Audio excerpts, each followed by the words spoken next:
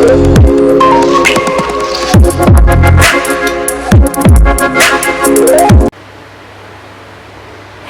Welcome back to our channel. ഇന്നത്തെ വീഡിയോയിലേക്ക് എല്ലാവർക്കും സ്വാഗതം. Have a nice day. എല്ലാവരും സേഫായിട്ടും സെറ്റായിരിക്കും ഹാപ്പി ആയിട്ടിരിക്കുകയെന്ന് വിശ്വസിക്കുന്നു. നമ്മൾ ഇന്ന് ചെയ്യാൻ പോകുന്ന റീഡിംഗ് എന്ന് പറയുന്നത് current feelings of your person ആണ്. നിങ്ങളുടെ വ്യക്തി ഇപ്പോൾ നിങ്ങളെപ്പറ്റി എന്തൊക്കെ കാര്യങ്ങളാണ് ചിന്തിക്കുന്നത്, അല്ലെങ്കിൽ നിങ്ങളെപ്പറ്റി അല്ലെങ്കിൽ അവരുടെ മനസ്സിലൂടെ ഇപ്പോൾ കടന്നു പോകുന്ന ചിന്തകൾ അതൊക്കെ എന്തൊക്കെയാണെന്നാണ്. ഇവിടെ പ്ലെയിൻ ആയിട്ടിരിക്കുന്നത് കണ്ടിട്ട് എന്താ ഇവിടെ പ്ലെയിൻ, അല്ലെങ്കിൽ ചപ്പും ചവറും ഉണ്ടാവുമല്ലോ എന്ന് വിചാരിക്കുമായിരിക്കും. ഞാൻ ഒന്ന് പ്ലെയിൻ ആക്കിയിട്ട് ചെയ്ത് നോക്കാമെന്ന് വിചാരിക്കുകയാണ്. എങ്ങനെയുണ്ട്, നിങ്ങൾക്ക് ഇഷ്ടപ്പെടുമോ എന്ന് നോക്കാമല്ലോ. ഓക്കെ, അപ്പോൾ മെഡിറ്റേഷൻ്റെ ബൈറ്റ് കണ്ടിട്ട് വരിക. അത് നിങ്ങൾക്ക് അത്ര എഫക്റ്റീവ് ആയിട്ടുള്ളൊരു കാര്യമാണ്. അതുകൊണ്ടാണ് അത് ഞാൻ അഗെയിൻ ആൻഡ് അഗെയിൻ പറയുന്നത്. തമാശകളിയല്ല കേട്ടോ, ഒന്ന് ചെയ്ത് നോക്കുക. ആൻഡ് ജനറൽ റീഡിംഗ് ആണ്, ജനറൽലെസ് ആണ്, ടൈംലെസ് ആണ്. എപ്പോഴാണോ നിങ്ങളിത് കാണുന്നത് അപ്പോഴാണ് നിങ്ങൾക്കിത് കാണാനായിട്ടൊക്കെയുള്ള സമയമായിട്ടുണ്ടാവുക. ജനറൽ ആയതുകൊണ്ട് തന്നെ എല്ലാവർക്കും ഒരുപോലെ റെസിനേഷൻ സംഭവിക്കണമെന്നില്ല. അപ്പോൾ റെസിനേറ്റ് ആവുന്നവർ മാത്രം എടുത്തിട്ട് അല്ലാത്തവർ വിട്ടേക്കുക. അപ്പോൾ കണ്ടിട്ട്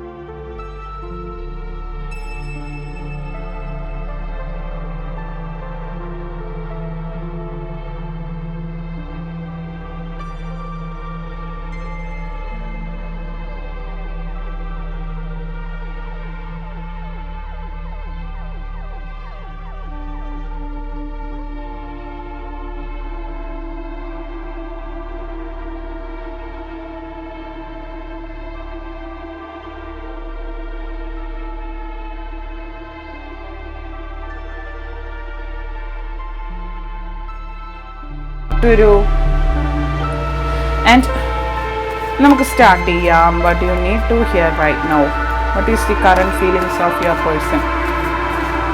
എന്തൊക്കെയാണ് അവരുടെ ഇപ്പോഴത്തെ current feelings? Oh my God, oh my God.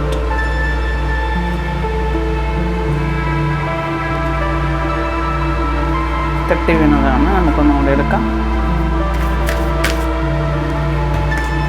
കാർഡും പുറത്ത് വന്നു. ഇത് ഫസ്റ്റ് വന്നു, ദെൻ സെക്കൻഡ്,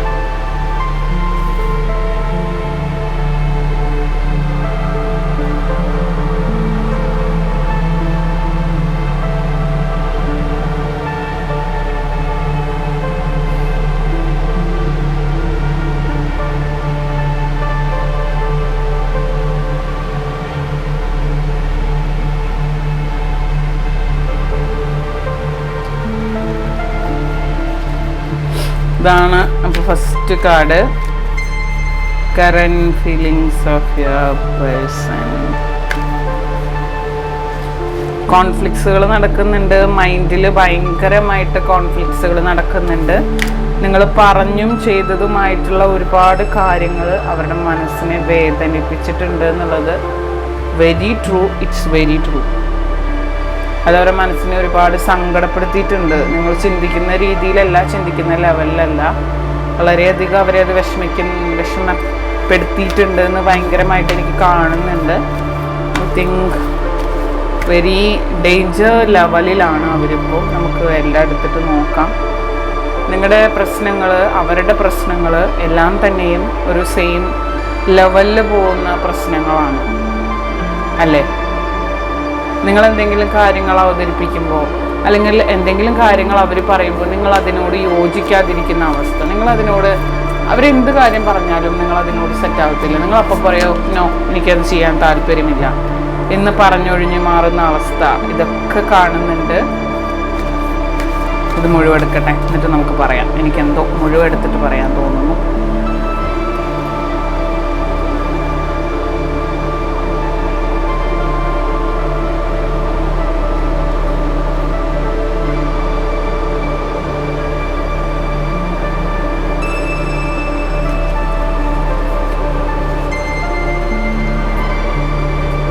കോൺഫ്ലിക്ട്സുകൾ നല്ല രീതിയിൽ നടക്കുന്നുണ്ട്. രണ്ടുപേരുടെ മനസ്സിലായിക്കോട്ടെ, നല്ല രീതിയിൽ നടക്കുന്നുണ്ട്.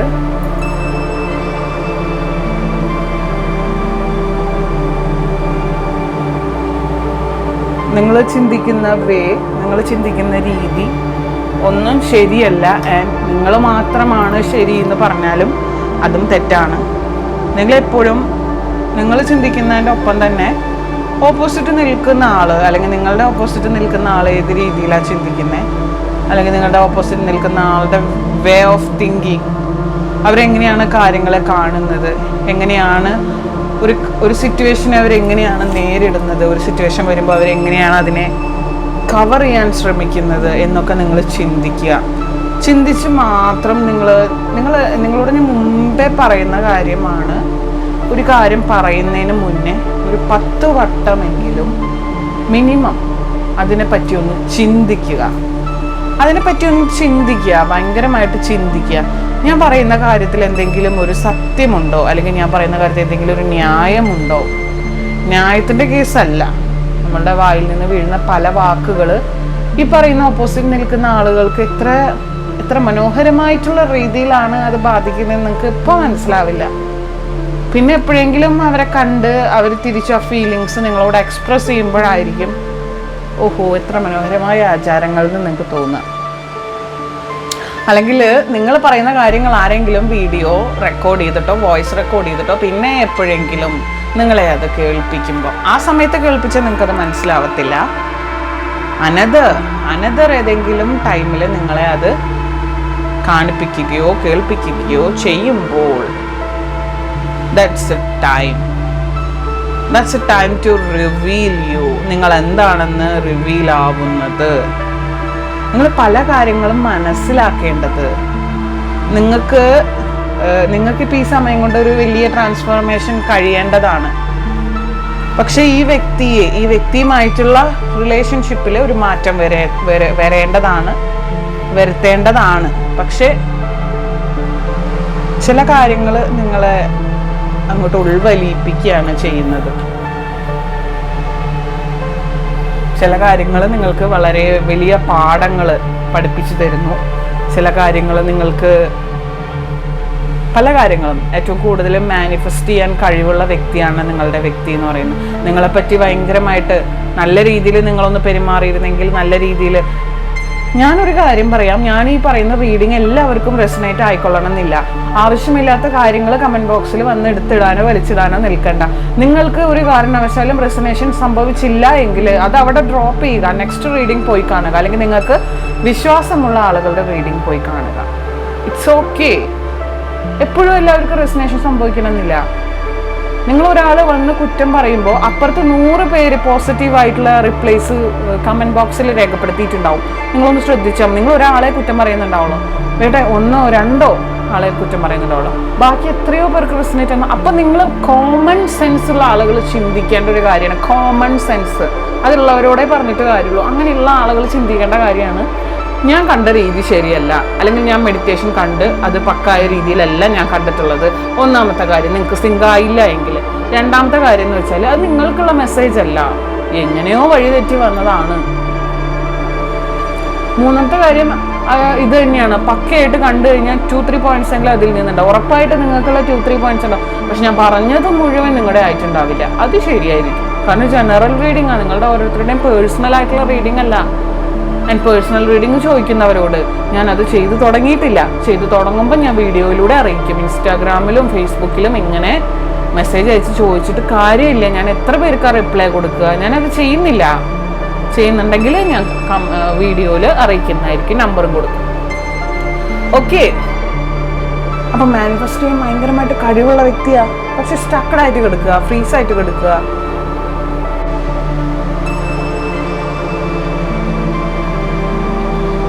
അപ്പം മാനിഫെസ്റ്റ് ചെയ്യാൻ ഭയങ്കരമായിട്ട് കഴിവുള്ള വ്യക്തികളാണ്, നന്നായിട്ട് മാനിഫെസ്റ്റ് ചെയ്യാൻ അറിയുന്ന ആളുകളാണ്. അവരുടെ ലൈഫിൽ അവർ കുറേ കാര്യങ്ങൾ നേടിയെടുത്തിട്ടുണ്ട്. ആ കാര്യങ്ങളെല്ലാം അവരുടെ കയ്യിൽ നിന്ന് നഷ്ടമായി, ഫിനാൻഷ്യൽ ലോസസ് വന്നു. ഇനിയൊരു ട്രാൻസ്ഫോർമേഷനിലൂടെ അവർക്ക് അത് കവർ ചെയ്ത് മുന്നോട്ട് പോകണം. ആ രീതിയിലാണ് അവർ നിൽക്കുന്നത്. ഇനിയൊരു ട്രാൻസ്ഫോർമേഷനിൽ കൂടെ അത് കവർ ചെയ്ത് മുന്നോട്ട് പോകണം. അതിൻ്റെ ഇടയിൽ കുറേ കോൺഫ്ലിക്ട്സുകൾ നടക്കുന്നുണ്ട്, അതിൻ്റെ ഇടയിൽ കുറേ പ്രശ്നങ്ങൾ നടക്കുന്നുണ്ട്. ഒക്കെ കവർ ചെയ്തിട്ട് അവർ നടക്കുക. അപ്പം അതിൻ്റെ ഇടയിൽ നിങ്ങളോടുള്ള ഫീലിങ്സ് കാണിക്കാനോ നിങ്ങളോടുള്ള ഒരു അറ്റാച്ച്മെൻറ്റ് കാണിക്കാനോ നിങ്ങളെ കോണ്ടാക്ട് ചെയ്യാനോ അവർക്ക് സമയം കിട്ടുന്നില്ല. അതൊരു വലിയ വാസ്തവമാണ്. പക്ഷേ ഒരു റീയൂണിയൻ സംഭവിക്കുന്ന വെച്ചാൽ നിങ്ങളുടെ അടുത്തേക്ക് അവർ വരുന്നുണ്ട്. അവരുടെ ഒരുവിധം പ്രശ്നങ്ങളൊക്കെ അവർ സെറ്റാക്കിയതിന് ശേഷം നിങ്ങളുടെ അടുത്തേക്ക് വരുന്ന ഒരു സിറ്റുവേഷൻ കാണുന്നുണ്ട്. ഒരു ട്രാൻസ്ഫോർമേഷൻ സംഭവിക്കുന്നു എന്ന് പറഞ്ഞില്ല. ട്രാൻസ്ഫോർമേഷൻ കഴിഞ്ഞ് കഴിഞ്ഞാൽ തന്നെ ഉടനെ അവർക്കൊരു കരിയറിൻ്റെ കാര്യത്തിൽ കുറച്ച് കയറ്റമൊക്കെ സംഭവിക്കുന്നത്, ചെറിയ രീതിയിൽ കയറ്റമൊക്കെ സംഭവിക്കുന്നത്. അപ്പോൾ ഒരു സമാധാനം അവരുടെ ലൈഫിൽ വരും. അതിൻ്റെ ഒരു ചെറിയ സെലിബ്രേഷനൊക്കെ നടക്കുന്ന സമയത്ത് നിങ്ങളെ അവർ കോണ്ടാക്ട് ചെയ്യും. കാരണം ഇപ്പം തന്നെ ഒരുപാട് ഭാരങ്ങൾ അവരുടെ തലയിലുണ്ട്. പക്ഷെ നിങ്ങൾ തമ്മിൽ ഭയങ്കര സ്ട്രോങ് ആയിട്ടുള്ള പാർട്ട്ണർഷിപ്പാണ്. അത്രയും പെട്ടെന്നൊന്നും മുറിഞ്ഞു പോകുന്നതല്ല. പക്ഷെ ചില കാര്യങ്ങൾ നിങ്ങൾ മാനിഫെസ്റ്റ് ചെയ്യുന്ന പോലെ ഇരിക്കും. നിങ്ങൾ ഫുൾ മൂൺ ടൈമിൽ മാനിഫെസ്റ്റ് ചെയ്യുക. നിങ്ങളുടെ മാനിഫെസ്റ്റേഷൻ വളരെ നല്ല രീതിയിൽ വർക്ക് ചെയ്യുന്ന മാനിഫെസ്റ്റേഷൻസാണ്. കാരണം നിങ്ങൾ ഫുൾ മൂൺ ടൈമിലൊക്കെ മാനിഫെസ്റ്റ് ചെയ്താൽ നിങ്ങളുടെ ആഗ്രഹങ്ങൾ പെട്ടെന്ന് തന്നെ നിങ്ങളിലേക്ക് അട്രാക്ട് ചെയ്യാനുള്ള ഒരു സമയമൊക്കെയാണ്. സോ നിങ്ങൾ അതിന് വേണ്ടി ട്രൈ ചെയ്യാം കേട്ടോ. നിങ്ങളൊട്ടും അമാന്തിക്കരുത്. നിങ്ങൾ മാനിഫെസ്റ്റ് ചെയ്യുന്ന സമയവും കാര്യങ്ങളും സിറ്റുവേഷനും സന്ദർഭമൊക്കെ നിങ്ങൾ ആലോചിച്ച് നിങ്ങൾ ചെയ്യുക. ആൻഡ് മാനിഫെസ്റ്റേഷൻ എന്താണെന്നും എങ്ങനെയാണെന്നും ഒക്കെ ഞാൻ നമ്മുടെ 3 ചാനൽ ഡിസ്ക്രിപ്ഷനിൽ കൊടുക്കാം. 3 ചാനലിൽ ഏതിലൊക്കെയോ ഞാൻ ഇട്ടിട്ടുണ്ട്. മൂൺ ഗോഡസിലാണെന്ന് തോന്നുന്നു, അതോ സൈക്കിക് ഹീലിംഗിലാണോ എനിക്കറിയില്ല. മൂൺ ഗോഡസിലാണെന്ന് തോന്നുന്നു. ഒന്ന് നിങ്ങൾ ചെക്ക് ചെയ്ത് നോക്കുക, കയറി ചെക്ക് ചെയ്യുക. ചാനൽ എന്താ ചെക്ക് ചെയ്യാൻ അറിയാത്ത ഈ ലിങ്ക് കൊടുത്തിട്ടുണ്ട് ഡിസ്ക്രിപ്ഷനിൽ. ആ ലിങ്കിൽ കയറി ക്ലിക്ക് ചെയ്യുക. ഡിസ്ക്രിപ്ഷൻ എന്ന് പറഞ്ഞാൽ ഈ വീഡിയോയുടെ മുകളിൽ ഒരു 3 ഡോട്ട് ഉണ്ടാവും, ഒരു 3 കുത്ത്, താഴത്തേക്ക് 3 കുത്തായിട്ട്. ആ 3 കുത്തിൽ ക്ലിക്ക് ചെയ്യുക. അത് ഷോർട്സിലാണ്. അല്ലാത്തതിൽ നമ്മൾ ഡിസ്ക്രിപ്ഷൻ ആരെങ്കിലും കമൻറ്റിൽ വന്ന് ആളുകൾക്ക് പറഞ്ഞു കൊടുക്കൂ കേട്ടോ, എങ്ങനെയാണ് കണ്ട എവിടേക്കാണ് പോകണ്ടെന്നൊക്കെ പറഞ്ഞു കൊടുക്കൂ. കാരണം അറിയുന്നില്ല ചേച്ചി എന്ന് പറയുന്നവരുണ്ട്. എനിക്ക് ഇപ്പം ഇങ്ങനെ പറഞ്ഞുതരാൻ എനിക്കറിയില്ല, നോക്കിയാലേ മനസ്സിലാവും. അത് അതിൻ്റെ താഴെ ആ ലിങ്കിൻ്റെ അവിടെ മോർ എന്നൊക്കെ കൊടുക്കുന്നിടത്തൊക്കെ ഒന്ന് ക്ലിക്ക് ചെയ്താൽ മതി. അപ്പോൾ താഴത്തേക്ക് ലിങ്ക് കൊടുക്കുക. ആ ലിങ്കിൽ ക്ലിക്ക് ചെയ്ത് ഓരോരോ ചാനലിൽ പോയി സബ് ചെയ്ത് വെക്കുക. അതാണ് നിങ്ങൾ ചെയ്യേണ്ടത്. അപ്പോൾ ഇതാണ് നിങ്ങൾക്കുള്ള റീഡിങ്. പോസിറ്റീവായിട്ടുള്ള എല്ലാ കാര്യങ്ങളും ലൈഫിലേക്ക് അട്രാക്ട് ചെയ്യുക. നെഗറ്റീവായിട്ടുള്ള അവിടെ തന്നെ എടുക്കേണ്ട, അതൊക്കെ അവിടെ ഇരുന്നോട്ടെ. ഓക്കെ, അപ്പം പോസിറ്റീവായിട്ടുള്ള കാര്യങ്ങൾ അഫേം ചെയ്യാൻ മറക്കരുത്. നിങ്ങളുടെ ലൈഫിന് ഏറ്റവും വേണ്ട ഒരു കാര്യമാണ്.